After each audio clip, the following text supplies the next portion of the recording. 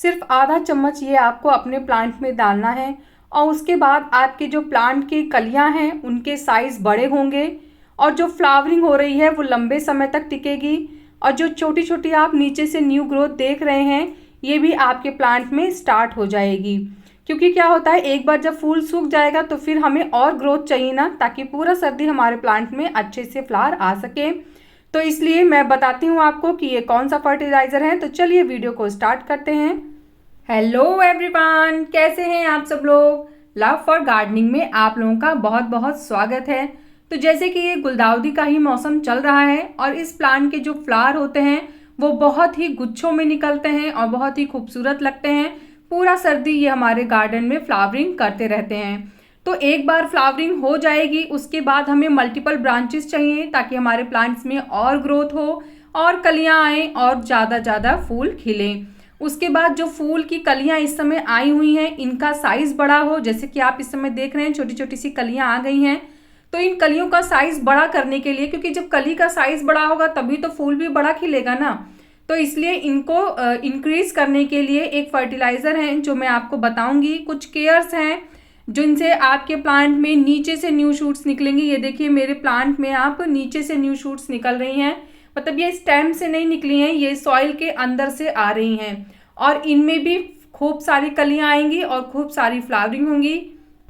मैं आपको दिखाती हूँ, मेरा एक और प्लांट है उसमें तो ग्रोथ निकली है बहुत छोटी सी और उसमें कली भी आई हुई है। ये देखिए मैं आपको दिखाती हूँ, इस प्लांट में देखिए इधर साइड में एक छोटी सी ग्रोथ आई है और उसमें देखिए कली भी आई हुई है छोटी सी। तो ये है इस फर्टिलाइजर का कमाल। आप देख रहे हैं अभी ग्रोथ छोटी सी ही है लेकिन कली उसमें आ गई है। मैं थोड़ा सा आपको गहराई करके दिखाती हूँ ताकि आपको लगे, आपको ऐसा ना लगे कि ये बस ऐसे मैंने रख दिया है। ये नीचे से निकली हुई शूट है जो सॉइल से निकली है, मैंने उसको खुद नहीं लगाया है, आप लोग ये मत समझिएगा। तो मैं फिंगर से थोड़ी सी सॉइल हटा के दिखाती हूँ आपको। ये देखिए थोड़ा गलती से मेरे से कली टूट गई, उसकी एक साइड में एक और कली निकली हुई थी पर वो टूट गई, पर कोई बात नहीं। पर आप देखिए कि उस फर्टिलाइजर से ग्रोथ भी बहुत अच्छी होने वाली है। तो सबसे पहले मैं केयर की बात कर लेती हूँ। तो इस प्लांट को फुल सनलाइट चाहिए, विंटर की फुल सनलाइट इस प्लांट को बहुत पसंद है और जितनी अच्छी इसको सनलाइट मिलेगी उतनी अच्छी इसकी ग्रोथ होगी और उतना ही अच्छे से ये फ्लावरिंग भी करेगा। इसमें एक प्रॉब्लम आती है, इसमें काले रंग के छोटे छोटे कीड़े होते हैं जो लग जाते हैं या फिर मिली बग्स भी इसमें अटैक करती हैं, वाइट फ्लाई जो होती है। तो उसके लिए एक अच्छा इंसेक्टिसाइड आप अपने पास रखिए, उससे हमेशा 10 से 15 दिन पे आपको इसे स्प्रे करते रहना है।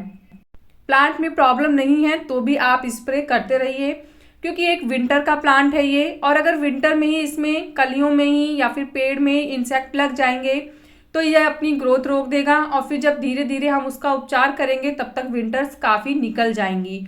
तो इसलिए अगर आपके प्लांट में प्रॉब्लम नहीं भी है तो भी आप रेगुलर बेस पे हफ्ते से 10 दिन के अंदर अच्छे से एक इंसेक्टिसाइड का स्प्रे कर दिया करिए। अगर आपको एक अच्छा इंसेक्टिसाइड चाहिए, अगर आप एक अच्छा इंसेक्टिसाइड ढूंढ रहे हैं और आपको नहीं मिल रहा है या इस प्लांट में जो फर्टिलाइज़र मैं यूज़ करने वाली हूँ वो आपको खरीदना है, तो डिस्क्रिप्शन बॉक्स में अमेजॉन गार्डनिंग स्टोर का लिंक है, वहाँ से आपको इंसेक्टिसाइड भी मिल जाएगा प्लस वो फर्टिलाइज़र भी मिल जाएगा जो मैं यूज़ करने वाली हूँ। तो उस फर्टिलाइज़र को यूज़ करने से पहले हमें अपने प्लांट की गुड़ाई करनी होगी।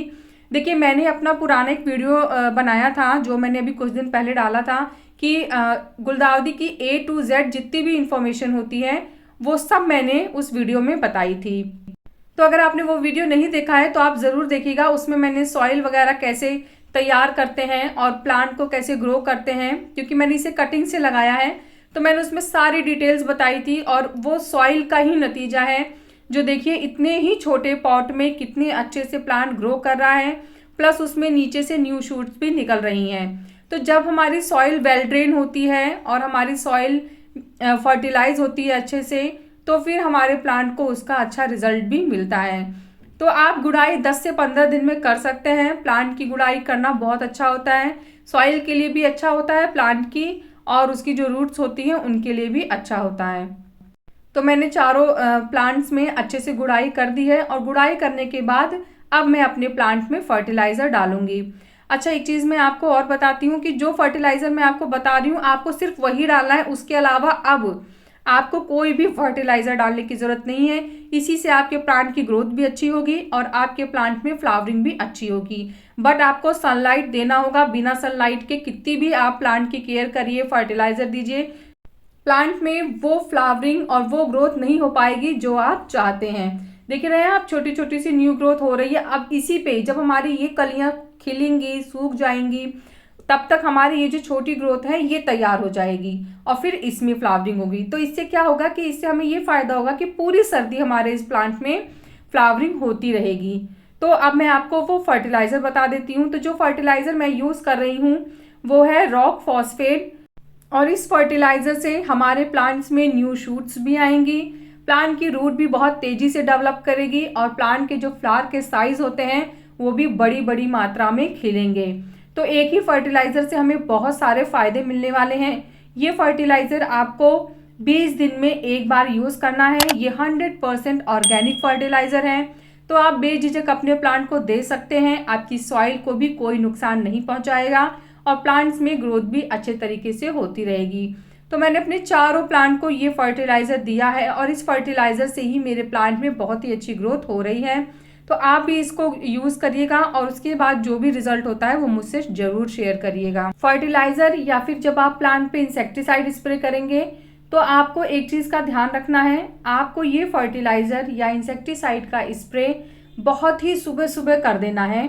जैसे आप सर्दियां चल रही हैं तो शाम को मैं नहीं कहूँगी कोई भी फर्टिलाइज़र देने के लिए और स्प्रे करने के लिए, लेकिन हाँ आप भोर में दे सकते हैं, सुबह के टाइम जैसे ही आपको लगे कि हाँ हल्की हल्की सी सनलाइट आने लगी है, क्योंकि जो सुबह की धूप होती है वो बहुत तीखी नहीं होती है। तो उस समय आप अपने प्लांट को फर्टिलाइज़र दे सकते हैं और स्प्रे भी कर सकते हैं। और अगर आप शाम को स्प्रे करना चाहते हैं तो फिर आप 4-4 बजे के आसपास करिएगा, इससे ज़्यादा लेट मत करिएगा और इससे पहले भी मत करिएगा। एक चीज़ मैं और बताऊंगी, जैसे प्लांट में जब धूल वगैरह जम जाती है तो हम प्लांट्स को नहला देते हैं, पर जो विंटर के प्लांट्स होते हैं ना वो बहुत नाजुक होते हैं। अगर उन पर ज़्यादा देर तक पानी टिक जाता है तो फंगस बहुत ही तेज़ी से लगता है। तो अगर आप अपने प्लांट को नहला रहे हैं तो फिर आप सुबह बहुत जल्दी ही इसको नहला दीजिए, ताकि जैसे जैसे दिन चढ़ता रहे आपके प्लांट्स की जो लीव्स हैं, जो स्टेम है, वो सूख जाएं, उन पे हवा लगे और वो पानी टिके ना। अगर आप शाम को नहलाते हैं अपने प्लांट को तो फिर ऐसे में अगर पानी रुक गया तो पत्तों में, स्टेम पे या फिर सॉइल में फंगस लग सकता है और फिर आपकी इस प्लांट की जो सारी मेहनत है जो आपने इतनी की है अपने प्लांट की ग्रोथ के लिए, वो सब बेकार हो जाएगी। तो कैसा लगा मेरा आज का ये वीडियो मुझे ज़रूर बताइएगा। अगर आपको वीडियो पसंद आया है तो वीडियो को लाइक करिएगा, चैनल को सब्सक्राइब करिएगा और प्लांट से रिलेटेड अगर कोई भी क्वेश्चन आपके माइंड में है तो आप कमेंट्स के थ्रू मुझसे बात कर सकते हैं। मिलते हैं फिर नेक्स्ट वीडियो में, तब तक के लिए बाय, टेक केयर।